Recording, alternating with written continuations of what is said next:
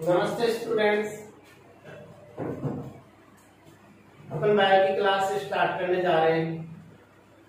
देखो last video में अपन ने क्या पढ़ा था। लास्ट वीडियो में अपन ने पढ़ा था कि जो परागकण है उसका अंकुरण होने के बाद वो जो परागकण है वो परागनली निकलेगी। वो परागनली बीजांड में प्रवेश करती है। इसके बारे में पढ़ा था कि वो परागनली किसमें प्रवेश करे, बीजांड में। फिर अपन ये भी पढ़ लिया था कि बीजांड में वो परागनली प्रवेश कर रही है तो वो बीजांड के अंदर या तो बीजांड द्वार वाले भाग से प्रवेश करेगी या फिर बीजांड के अंदर वो निभाग वाले भाग से प्रवेश करेगी या फिर वो परागनली अर्धावरण वाले भाग से प्रवेश करेगी। तो इन तीनों के बारे में अपन ने पढ़ लिया था डायग्राम के साथ कि बीजांड द्वार से कैसे प्रवेश करती है, निभाग से कैसे करती है। यदि परागनली बीजांड द्वार वाले भाग से प्रवेश करेगी तो उसे बीजांड द्वारीय प्रवेश बोले। अगर वो परागनली निभाग वाले भाग से प्रवेश कर रही थी तो निभागीय बोल रहे थे। अगर वो परागनली अर्धावरण वाले भाग से प्रवेश कर रही है तो अर्धावरणीय प्रवेश बोल रहे थे। समझ रहे हो ना मेरी बात। तो यहाँ तक अपन ने पढ़ लिया था। अब देखो आगे का टॉपिक मैं स्टार्ट करने जा रहा हूँ कि जो बीजांड होता है, बीजांड के अंदर क्या होता है, भ्रूण कोश होता है। और भ्रूण जो कोश होता है उस भ्रूण कोश के अंदर होती है 2 सहायक कोशिका, 1 अंड कोशिका और 3 प्रतिध्रुवीय कोशिका और 1 होता है द्वितीय के अंदर। उसको बोलते हैं भ्रूण कोश। अब वो परागनली भ्रूण कोश में प्रवेश करे तो देखो भ्रूण कोश में का टॉपिक क्या रहेगा, परागनलिका का भ्रूण कोश में प्रवेश।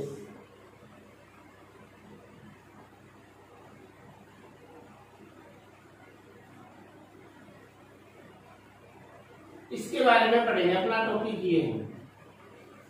देखो ध्यान से समझिएगा, वीडियो को ध्यान से देखिएगा। अगर आप पूरे मनोयोग से वीडियो को देखते हो तो आपको जरूर समझ में आएगा। समझ रहे हो मेरी बात। अब देखो बात ध्यान देने होगी यही है कि अपन ने पढ़ लिया कि जो परागनली है वो बीजांड के अंदर या तो बीजांड द्वार से प्रवेश करती है या फिर निभाग से प्रवेश करती है और या अर्धावरण से प्रवेश करती है। अब बीजांड में जाने के बाद वो परागनली कहाँ जाएगी, वो जाएगी भ्रूण कोश में।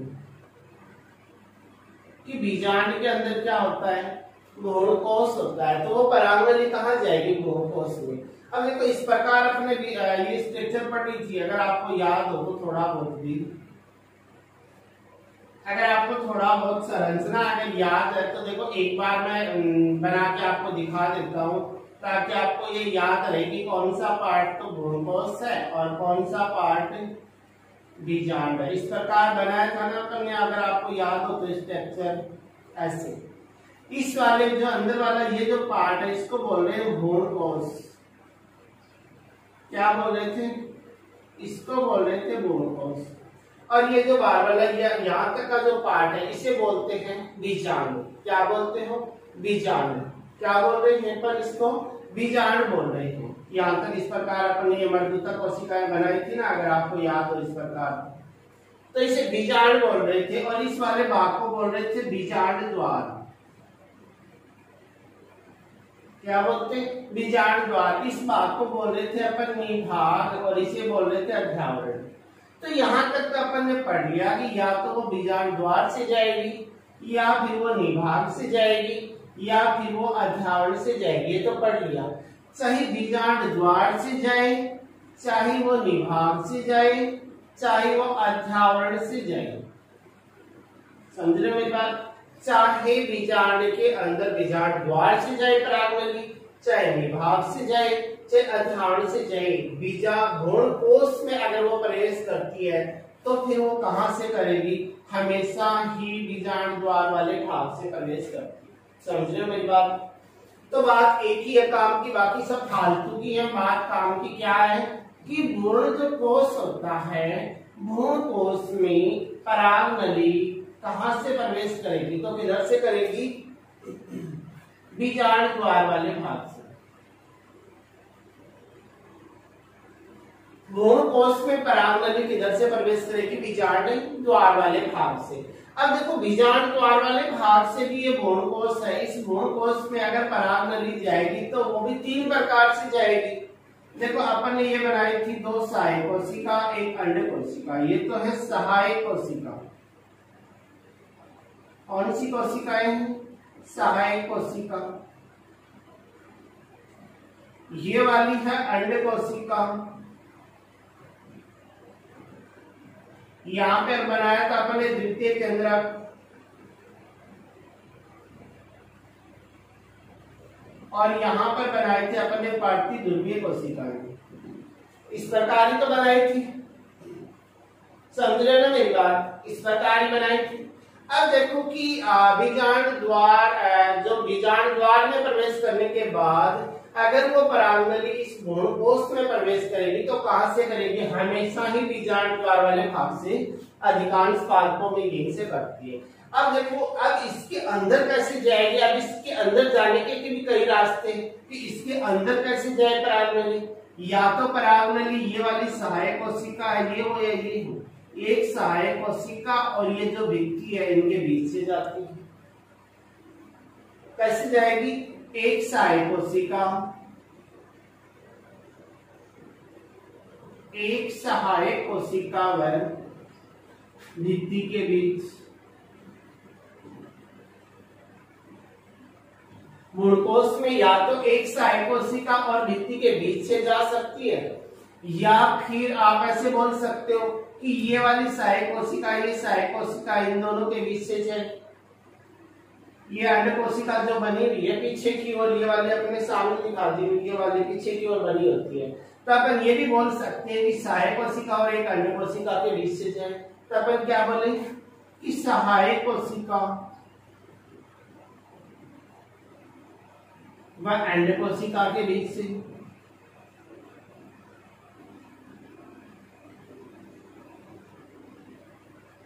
समझ रहे हो कि एक सहायक कोशिका और एक अंड कोशिका के बीच से जाए, या फिर जो सहायक कोशिका, कोई भी एक सहायक कोशिका उसके अंदर से जाए। तो अपन क्या बोले? सहायक कोशिका के अंदर से।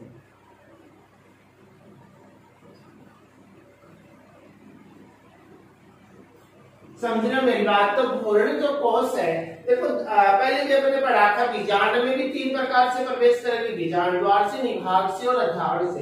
तो यहाँ भी ये 3 प्रकार से प्रवेश कर सकती है, कोई से भी मार्ग से जा सकती है। या तो एक सहायक कोशिका और भित्ति के बीच से जा सकती है, या फिर एक सहायक कोशिका और अंड कोशिका के बीच से जा सकती है, या फिर सहायक कोशिका के अंदर से जा सकती है, मध्य से जा सकती है, बीच से जा सकती है। समझ रहे हो मेरी बात? तो भ्रूण जो कोश है, भ्रूण कोश में भी जो पराग नलिका है वो हमेशा बीजांड वाले भाग से जाती है, बीजांड द्वार वाले भाग से जाती है। और भ्रूण कोश में वो इन 3 पक्ष से जा सकती है, या तो एक सहायक कोशिका और भित्ति के बीच से जाएगी, या फिर एक सहायक कोशिका और अंड कोशिका के बीच से जाएगी, या फिर एक सहायक कोशिका से जाए। समझ गए मेरी बात? अब देखो आगे की बात क्या होती है कि इसके अंदर जाए तो फिर क्या होगा कि जैसे ही पराग नलिका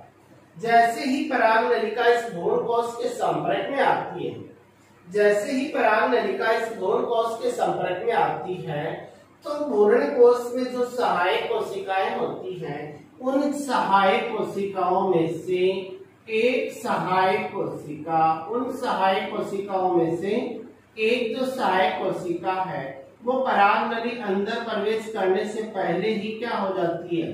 अपहरासित हो जाती है। क्या हो जाएगी? एक सहायक कोशिका पहले ही अपहरासित हो जाएगी। समझिए मेरी बात? अपने क्या बोले कि 3 मार्ग से प्रवेश करके, दोबारा रिपीट कर दूंगा मैं, एक बार देख लो आप। इसमें प्रवेश करेगी, फिर जैसे ही पराग नली बीजांड द्वार वाले भाग से प्रवेश करके भ्रूण कोश के संपर्क में आती है, तो एक सहायक कोशिका, 2 सहायक कोशिकाओं में से एक सहायक कोशिका क्या हो जाएगी? अपहरासित हो जाएगी। समझ रहे मेरी बात? अब ये अपहरासित होने के बाद जो पराग नलिका है, इस प्रकार ये पराग नलिका जा रही है, पराग नलिका अब इस डायग्राम को आप ऊपर से भी बना सकते हो, नीचे से भी बना सकते हो, समझ लो आपकी मर्जी है, वो कैसे भी बनाओ। तो ये पराग नलिका ये इसके स्पर्श करते ये वाली क्या हो गई, अपहरासित हो गई। जैसे ये अपहरासित होगी ये पराग नली अंदर प्रवेश करेगी, ये वाली जो पराग नली है वो पराग नली क्या करेगी, इसके अंदर प्रवेश कर जाएगी। ये अपहरासित है और ये अंडकोशिका, ये पराग नली इसके अंदर प्रवेश करते ही पराग नलिका का जो शेष भाग है वो भी क्या हो जाता है, नष्ट हो जाता है। जो बाहर जो पराग नलिका बच गई वो क्या होनी शुरू हो जाएगी, नष्ट होना शुरू हो जाएगी। तो आप लिख सकते हैं नष्ट होती पराग नलिका। ये जो पराग नलिका है वो क्या होनी शुरू हो जाएगी, नष्ट होना शुरू हो जाएगी।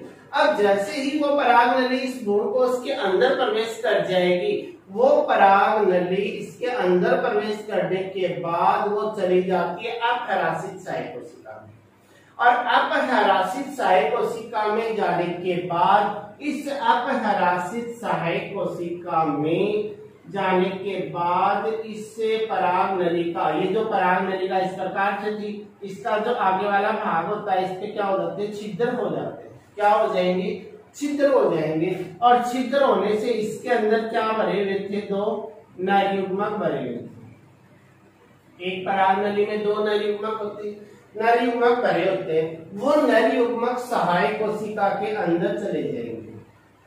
दोनों नर युग्मक कहाँ चले जाएंगे, सहायक कोशिका में चले जाएंगे। पराग नली में जो कोशिका द्रव्य है वो भी इसके अंदर चला जाएगा। अभी इन दोनों केंद्रकों में से एक जो केंद्रक है वो केंद्रक तो इस सहायक कोशिका के केंद्रक से जुड़ जाएगा। एक केंद्रक तो इस सहायक कोशिका से, सॉरी एक केंद्रक सहायक कोशिका से निकल के अंड कोशिका के पास चला जाएगा, और अंड कोशिका के पास जाकर के क्या बना लेगा, भ्रूण का निर्माण कर लेगा। युग्मनज बोले जिसे, किसका निर्माण कर लेगा, भ्रूण का निर्माण कर लेगा। भ्रूण बोले तो अपन क्या बोल सकते हैं, युग्मनज बोल सकते हैं। क्या बोल सकते हैं, युग्मनज बोल सकते हैं। भ्रूण बोले या फिर युग्मनज बोले। और एक केंद्रक तो था अंड कोशिका का और एक केंद्रक मिल गया नर युग्मक का, तो ये क्या होगा, द्विगुणित होगा, यानी 2n होगा। क्या होगा, 2n होगा। अब एक नर युग्मक तो अंड कोशिका के साथ मिल गया, दूसरा जो नर युग्मक होता है वो नर युग्मक गति करता है किसकी ओर, द्वितीय केंद्रक की ओर गति करता है। एक नर युग्मक तो अंड कोशिका के साथ मिल गया, दूसरा कहाँ चला जाएगा, द्वितीय केंद्रक की ओर चला जाएगा। और द्वितीय केंद्रक, द्वितीय था, द्विगुणित तो ऑलरेडी था ही, एक केंद्रक और मिल गया, कितना हो गया, त्रिगुणित बन जाता है। और त्रिगुणित बना के ये क्या बना लेगा, ये त्रिगुणित, ये त्रिगुणित हो जाएगा। और त्रिगुणित ये बनाता है भ्रूण कोश बोलते हैं जिसे, क्या बोलते हो, भ्रूण कोश। और ये बन गया भ्रूण। और ये जो बढ़ती ध्रुवीय कोशिका है ये क्या होनी शुरू हो जाती है, नष्ट होनी शुरू हो जाती है। तो भ्रूण कोश में बन जाता है भ्रूण कोश और भ्रूण। ये भ्रूण कोश क्या करता है, ये भ्रूण को पोषण देने का काम करता है कि भ्रूण है उसमें क्या होगी, फिर वृद्धि होगी और विकास होगा। जैसे ही भ्रूण का विकास होगा इसको पोषण चाहिए, पोषण कौन देता है, भ्रूण कोश देता है। समझ रहे मेरी बात। तो इस प्रकार ये पूरी की पूरी प्रोसेस चलती है। क्या आपसे पूछा जाए कि पराग नलिका का भ्रूण कोश में प्रवेश कैसे होता है, मैं एक बार पुनः रिपीट कर देता हूँ। तो अपन क्या बोलेंगे कि जो पराग जो भ्रूण कोश होता है उसमें जो पराग नलिका होती है वो हमेशा बीजांड द्वार वाले भाग से जाएगी। कौन से भाग से जाती है, बीजांड द्वार वाले। समझ रहे हो ना मेरी बात, कि अपन क्या लिखेंगे, देखो इसके बारे में लिखना होता है। आप क्या लिखेंगे कि भ्रूण कोश में पराग नलिका बीजांड द्वार वाले भाग से प्रवेश करती है। समझ गए, भ्रूण कोश में जो पराग नलिका भ्रूण कोश के अंदर तीन पथ से प्रवेश करेगी। एक तो सहायक कोशिका और भित्ति के बीच से प्रवेश करेगी, दूसरा सहायक कोशिका या अंड कोशिका के बीच से प्रवेश करती है, तीसरी बात करें तो कोई दो सहायक कोशिका थी ना, किसी भी एक सहायक कोशिका के अंदर से प्रवेश करें। तो भ्रूण कोश में पराग नलिका 3 पक्ष से प्रवेश करेगी, सहायक कोशिका और भित्ति के बीच से, सहायक कोशिका या अंड कोशिका के बीच से, या फिर सहायक कोशिका के मध्य से। अब जो पराग जो नली है वो भ्रूण कोश के संपर्क में आती है तो 2 सहायक कोशिकाओं में से एक जो सहायक कोशिका होती है वो अपहरासित हो जाती है। क्या हो जाएगी? वो अपहरासित हो जाती है। अब एक सहायक कोशिका अपहरासित हो जाएगी, पराग नली क्या करती है? भ्रूण कोश में प्रवेश करेगी। प्रवेश करने के बाद वो पराग नली जाती है अपहरासित सहायक कोशिका के अंदर चली जाती है। कहां चली जाएगी? अपहरासित कोशिका के अंदर चली जाएगी। और अपहरासित कोशिका पराग नलिका में छिद्र हो जाएंगे तो पराग नलिका के जो अंदर नर युग्मक थे वो नर युग्मक पराग नली से क्या हो जाएंगे? मुक्त हो जाएंगे। और वो नर युग्मक पराग नली से मुक्त होकर कहाँ आ जाएंगे? इस सहायक कोशिका के अंदर आ जाएंगे। वो इस सहायक कोशिका के अंदर आ जाते हैं और इस पराग नली में जो कोशिका द्रव्य भरा हुआ है वो भी सहायक कोशिका के अंदर आ जाएगी। इसके नर युग्मक भी सहायक कोशिका में आ गए और इसका कोशिका द्रव्य भी सहायक कोशिका में आ गया। समझ रहे हो मेरी बात? अब सहायक कोशिका में दोनों नर युग्मकों में से एक नर युग्मक तो जाता है अंड कोशिका के पास और एक नर युग्मक चला जाता है द्वितीय केंद्रक के पास चला जाएगा। समझ रहे हो मेरी बात? एक नर युग्मक तो चला जाएगा अंड कोशिका के पास और एक नर युग्मक चला जाएगा द्वितीय केंद्र के पास। अब जो नर युग्मक अंड कोशिका के पास गया था वो अंड कोशिका के केंद्रक से मिलकर के द्विगुणित केंद्रक का निर्माण कर लेगा और उसे बोलेंगे अपन भ्रूण यानी युग्मनज का निर्माण कर लेगा। तो अंड कोशिका से तो क्या बन जाएगा? भ्रूण या युग्मनज बन जाएगा। और एक केंद्रक द्वितीय केंद्रक के पास जाएगा। अब द्वितीय केंद्रक पहले से ही द्विगुणित था, एक केंद्रक और मिल गया तो अपन क्या बोलेंगे? इसे त्रिगुणित। और त्रिगुणित ये क्या बना है? भ्रूणकोश बनता है। तो त्रिगुणित भ्रूणकोश का क्या कर लेता है? निर्माण कर लेता है। और ये त्रिगुणित भ्रूणकोश क्या करता है? इस विकसित हो रहे भ्रूण को क्या करता है? पोषण देने का काम करता। समझ रहे हो मेरी बात? तो इस प्रकार से क्या होता है? इस प्रकार से भ्रूण कोश में पराग नलिका का प्रवेश होता है। समझ रहे हो मेरी बात? अब देखो आगे की बात अपन करें कि पराग नलिका है वो भ्रूण कोश में प्रवेश तो कर गई है। अब देखो आगे की प्रोसेस क्या होती है कि आपसे पूछे कि द्विनिषेचन या त्रिसंलयन किसे कहते हैं। देखो यहीं से प्रक्रिया परिभाषा निकल के आएगी। द्विनिषेचन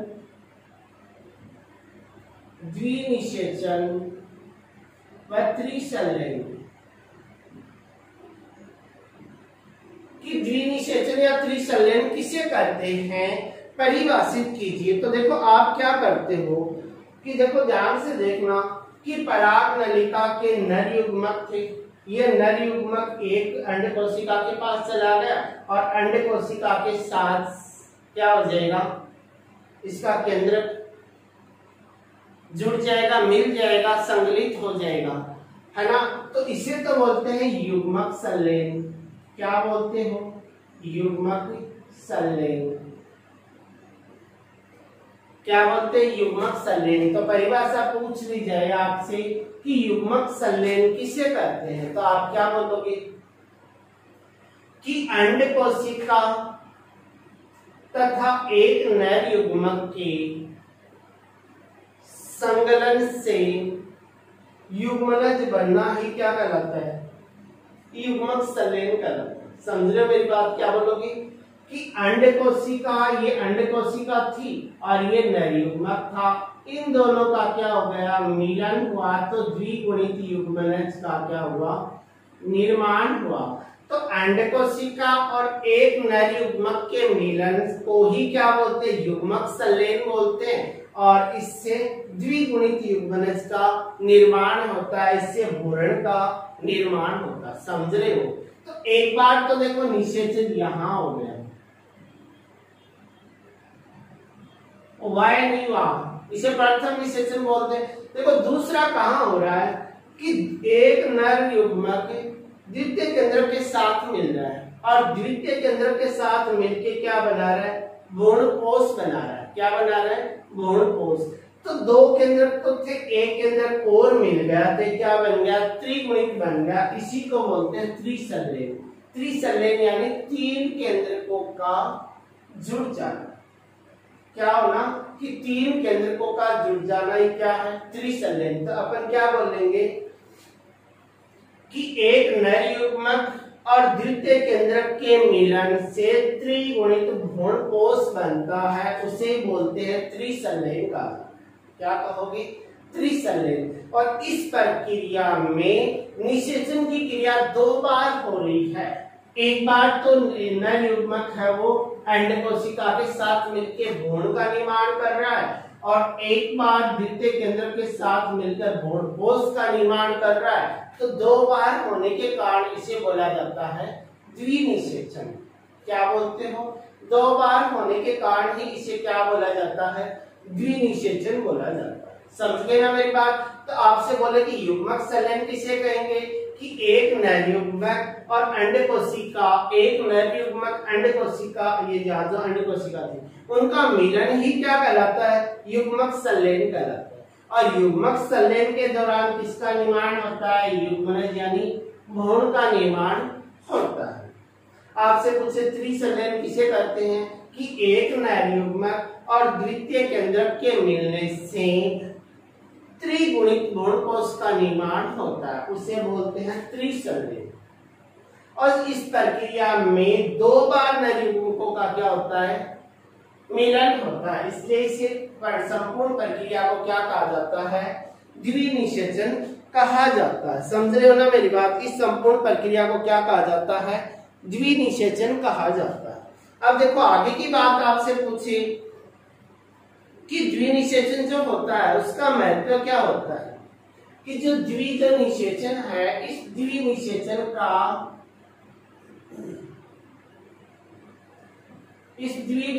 का महत्व क्या है। आपसे क्या पूछे कि द्विनिषेचन का क्या महत्व है।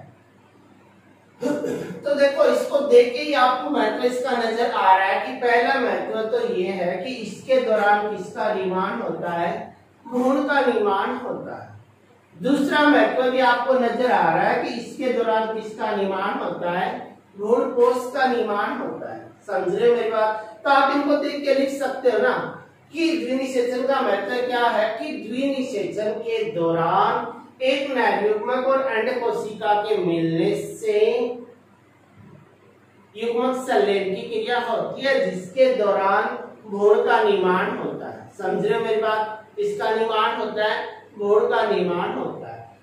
तो दूसरा पॉइंट अगर अपन देखना चाहें तो क्या बोलेंगे कि द्विनिषेचन के दौरान एक नर युग्मक और एक द्वितीय केंद्रक के मिलने से त्रिगुणित केंद्रक का निर्माण होता है, जिससे भ्रूणपोष का निर्माण होता है। इसका निर्माण होगा भ्रूणपोष का। और ये जो भ्रूणपोष होता है वो भ्रूणपोष क्या करता है, विकसित हो रहे भ्रूण को पोषण देने का काम करता है। समझ रहे मेरी बात।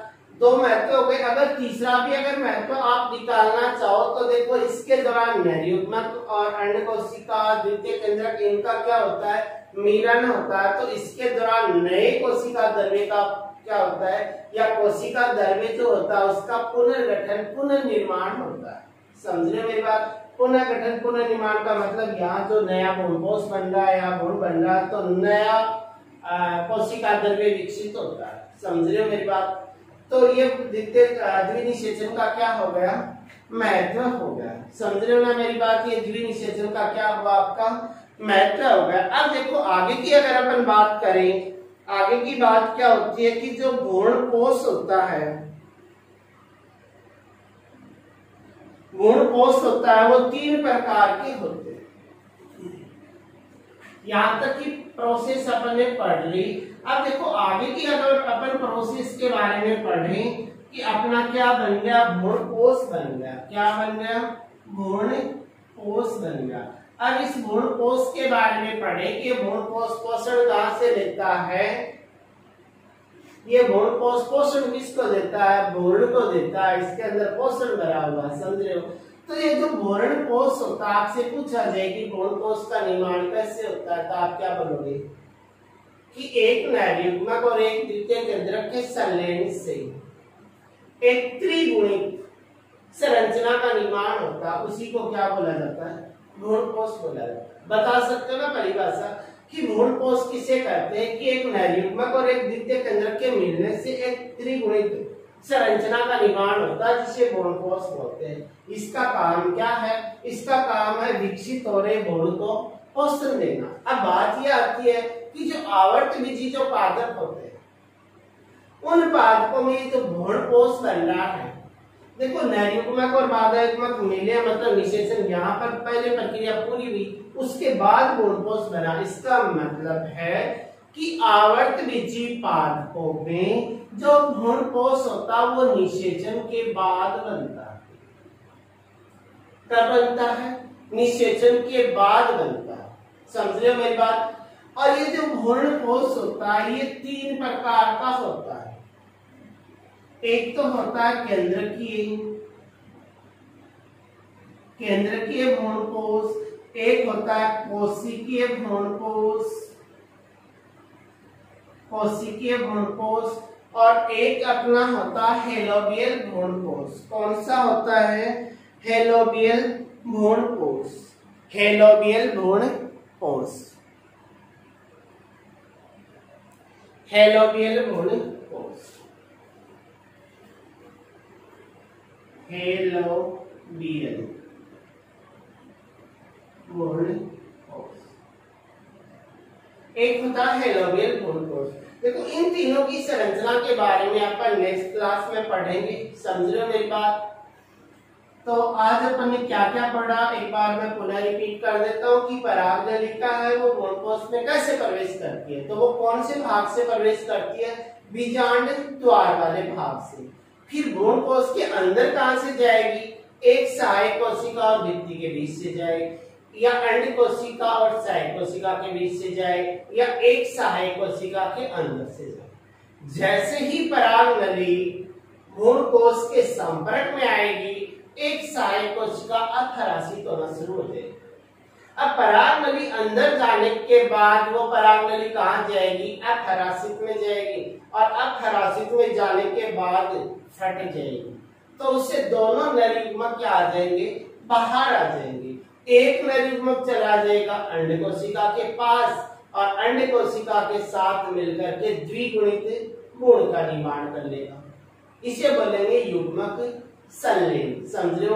एक जो नरयुग्मक है वो चला जाएगा द्वितीय केंद्र के पास और बना लेगा त्रिगुणित भ्रूण कोश का निर्माण कर लेगा, और ये भ्रूण कोश क्या करेगा, विकसित हो रहे भ्रूण को पोषण देगा, समझ रहे मेरी बात। तो ये प्रोसेस पढ़ी। फिर अपने पढ़ा द्विनिषेचन। तो भ्रूण कोश बनने के दौरान निषेचन की क्रिया 2 बार होती है, एक बार भ्रूण बनता है, एक बार भ्रूण कोश बनता है। तो 2 बार होने के कारण इसे बोला जाता है द्विनिषेचन। आपसे पूछा जाए त्रिसंलयन किसे कहेंगे, तो आप क्या बोलोगे कि नरयुग्मक और द्वितीय केंद्रक के मिलन से त्रिगुणित संरचना का निर्माण हो, जिसे भ्रूण कोश बोले, इससे ही बोला जाता है त्रिसंलयन। इसका महत्व क्या होता है, इसका महत्व ये है कि एक नरयुग्मक और अंड कोशिका के मिलने से भ्रूण का निर्माण होता है। दूसरा आप महत्व ये बता सकते हो कि एक नरयुग्मक और द्वितीय केंद्र के मिलने से भ्रूण कोश का निर्माण होता है, जैसे पोषण देता है। और तीसरा आप ये भी बता सकते हो कि इसके दौरान युग्मक संलयन हो रहा है, तो इससे नए कोशिका द्रव्य का पुनर्गठन होता है, पुनर्निर्माण होता है, समझ रहे हो मेरी बात। आगे अपन ने पढ़ा कि जो भ्रूण कोश होता है वो बनता कब है, निषेचन के बाद बनता, आवर्तबीजी बाद, अनावर्तबीजियों में पहले बनता। अब जो भ्रूण कोश होता है वो कितने प्रकार का होता है, तो भ्रूण कोश होता है 3 प्रकार का। एक होता है केंद्रकीय भ्रूण कोश, एक होता है कोशिकीय भ्रूण कोश, और एक होता है हेलोबियल भ्रूण कोश। इन तीनों के बारे में अपन नेक्स्ट वीडियो में पढ़ेंगे। अपना समय हो गया, आपसे विदाई लेने का। Okay, bye.